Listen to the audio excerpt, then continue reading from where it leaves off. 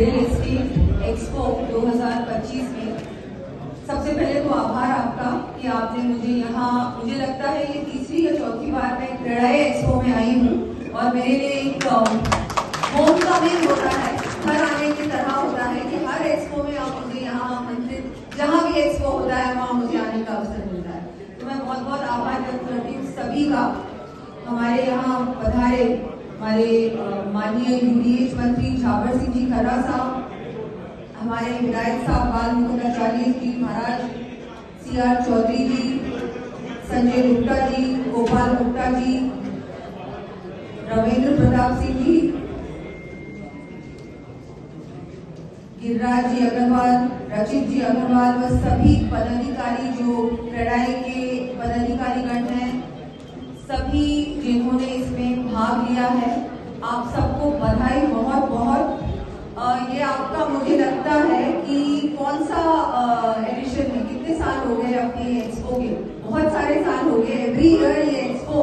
बहुत सक्सेसफुली आप लोग ऑर्गेनाइज करते हैं, तो सभी को बहुत बहुत बधाई। ज्यादा कुछ मैं नहीं कहूंगी, लेकिन बस इतना कहूंगी कि आप लोगों की बहुत बड़ी जिम्मेदारी है और आज राजस्थान जब हम बात करते हैं विकसित राजस्थान की, तो बहुत बड़ी भूमिका आप लोगों की भी उसमें है।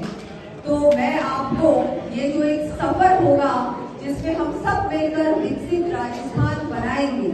2047 का जो सपना है विकसित भारत बनाने का, प्रधानमंत्री जी बार बार इसका जिक्र करते हैं और राजस्थान भी अब उस कड़ी में जुड़ चुका है। एक डबल इंजन की सरकार राजस्थान में स्थापित हो चुकी है। तो जब हम विकसित राजस्थान की ओर बढ़ रहे हैं तो आप लोगों की भूमिका बहुत बड़ी है,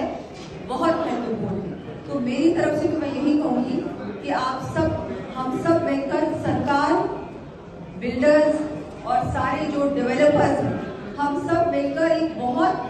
प्लानिंग के साथ और एक लॉन्ग टर्म विजन के साथ, मुझे लगता है कि बहुत बार बिल्डिंग बन जाती है, कॉलोनी बन जाती है, डेवलपमेंट हो जाता है, लेकिन कई बार वो एक प्लानिंग के साथ नहीं होता। तो हम उस पर भी ध्यान दें और जितना हो सके उतना इन्वायरमेंट फ्रेंडली टेक्निक्स को अपनाएं,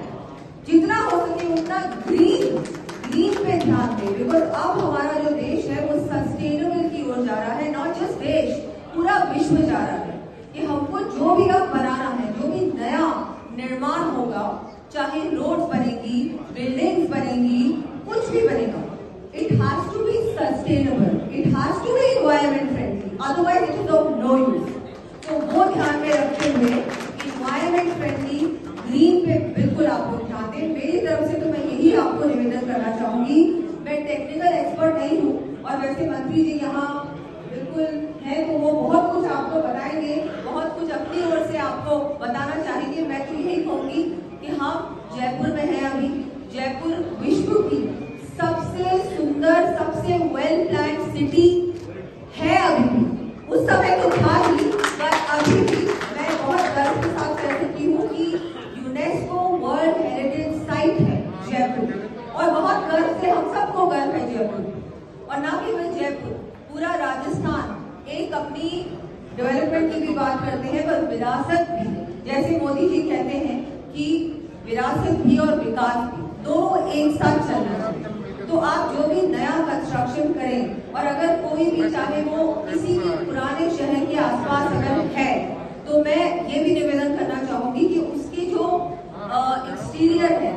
उसका जो हम लोग बात करते हैं फसाड है, उस पर ध्यान दें कि वो फसाड वैसा ही हो जैसे कि आसपास की हेरिटेज की बिल्डिंग्स हो। उस पर प्लीज, ये मेरा बहुत आपसे नम्र निवेदन है कि उस पर प्लीज आप ध्यान दें, क्योंकि टूरिज्म भी मेरे पास है और मैं बार बार देखती हूँ कि बहुत सुंदर हमारा हेरिटेज एक पुराना मॉन्यूमेंट है।